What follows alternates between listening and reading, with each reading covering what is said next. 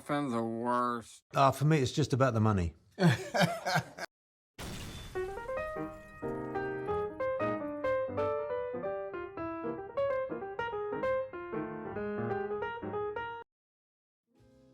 Yeah, that Spider-Man movie sure was great. I love that Spider-Man movie. I thought it was really great, though. Well, since we got all this junk here, maybe we should talk about the movie. I don't know, Mr. P. Stop! Don't go any further. I have this Chucky doll sitting next to me. A nice Chucky doll, by the way. This is where I live now. Ooh. And I want you to sit right there and talk to me about this movie. I mean, we have a camera up.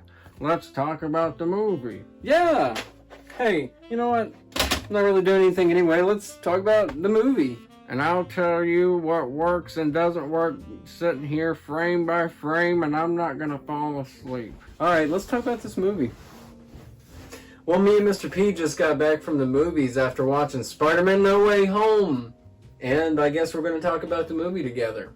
Well, let's talk about the Spider-Man movie. Just before we get into this, spoilers before we start talking about anything. So if you haven't seen a Spider-Man movie, go see it, or please continue watching our review. Either way, it's fine with us, or just continue watching our review. That'd be really great too.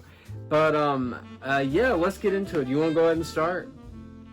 Who wants to go for it? Well, you first. I mean, I love this movie, and I'm excited about this movie. I want to talk about it with you, Mr. P, if that's okay.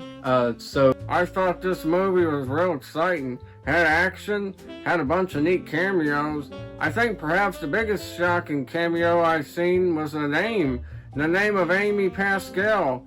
Why do I say this? Well, I don't know if anyone remembers this or not, but she came out with a couple of franchise flops.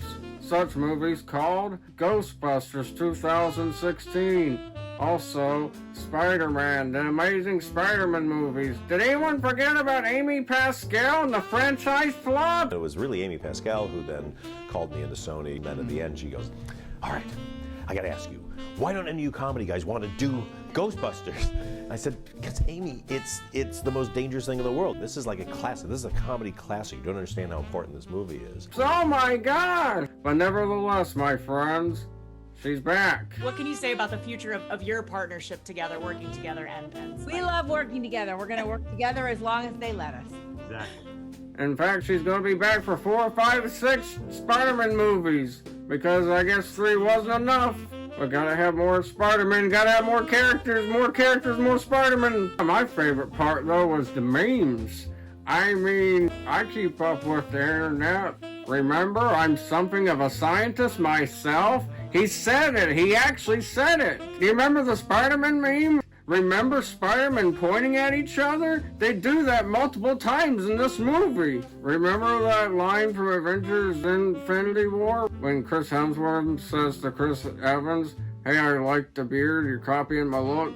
That happens with Doc Ock and Spider-Man, just like another meme predicted. This movie is just a bunch of memes. For me, it's just about the money. And I guess that's where we are now, my friends. So, Brandon, what did you think about Spider-Man No Way Home? You have some pretty good, and that's some pretty interesting points.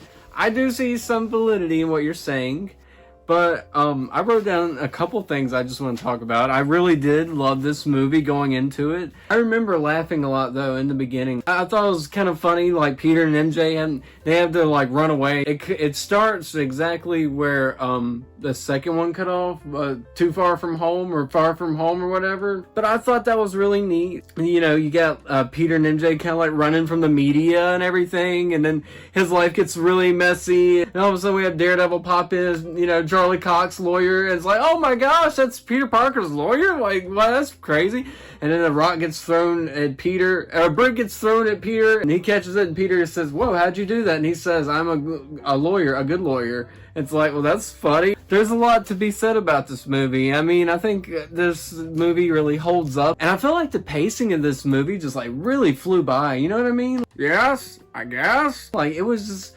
I liked it in that aspect, and where it was like kind of slow at some points, where it's like, oh gosh, just cut off, you know. Or I mean, the pacing, like I said, was a lot better than the last movie, because I was so bored in the last movie. I love Homecoming and No Way Home. I felt like these movies were great. It's weird though that the third movie is the dark act though. Or, you know, in the third movie you don't normally have your dark act. But I guess that's like a new thing they're doing because they did that with Ghostbusters Afterlife. And that's technically the third movie for Ghostbusters. So, I don't know, maybe the third movies are supposed to be the darker movies now. I don't know. I think it's interesting too to see like all these different characters working together. Like you got all three different Spider-Men working together and all these different bad guys working together. Let me stop you right there. They don't all work together. There are parts to this movie I love. I like Jamie Foxx, for instance. I thought this character was great. I thought it was pretty funny, but we didn't need more dumb villains. I like the Green Goblin. I like Doc Ock and Jamie Foxx's Electro character. The other villains, however, I'm not really sure what their reasons were for even being there. They do absolutely nothing for the plot of this movie. One character I can give you, for example, was the lizard guy. What was his point? I mean, he absolutely did nothing for the movie. We did not see him even come to Earth. And then when we do see him, he's in Doctor Strange's dungeon lair thing. And then when we see him again, he's in a dark truck. And then when we see him again, we see him outside in the dark. And then we see the lizard in the most perhaps embarrassing, overbloated ending to a movie I've seen since Star Wars Revenge of the Sith. With all these different bad guys trying to do something because they all hate Spider-Man? I don't get it. But his pointless character fights in the dark because, of course, the CGI artists didn't even feel like adding any great special effects for him. It just looked like a ghost is fighting. How am I supposed to see if it's a lizard man or not? I don't know if putting him in the movie was a joke or what. And then when he turns back into regular Doc Connors, they only show a torso of the man. I mean, how embarrassing of a character. It's like, why even bother putting this pointless character in your movie? I generally like John Watts' movies. I thought that this movie was great, but there are a few gripes I have about it. I'm not afraid to say them, Internet. I mean, yeah, they were, some of them were dumb. The Lizard Man and Sandman stood out in my mind as like, do we really need these guys? And it's like, why are these guys here? Like, do we really need them? I mean, they're more embarrassing and annoying than anything. And it just kind of more or less, they were like failed humor. Have you seen some of the Sony movies lately? They're all schmaltzy and make you tear up or whatever. Like the Ghostbusters movie. It says it was a comedy, but where was the jokes at?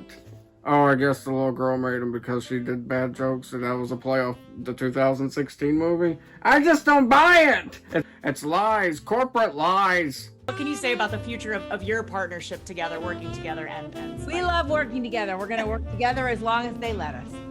And, but I don't know if that, it sits in a weird way with you.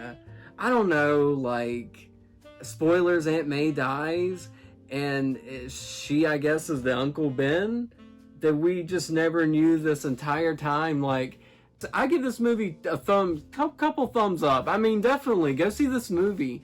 It is kind of like, you know, goofy and fun for kids in the beginning, but then it gets like very complicated with this like spell, and then like Peter Suit doesn't remember him or know him anymore. But I always think a darker tone's always the best thing for a movie, especially a Spider-Man movie. But yeah, I recommend this movie. I don't want to give out a whole lot. It's great. Fantastic. Very sad ending though. But it's overall a great movie. And I definitely recommend it. I had a lot of fun watching it in the theater. I don't have a whole lot else to say about the movie.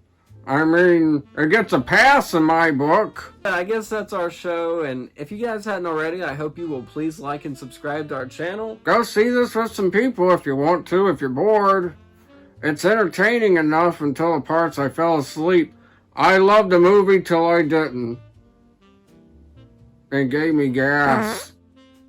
Can I go now? Oh my gosh! Oh!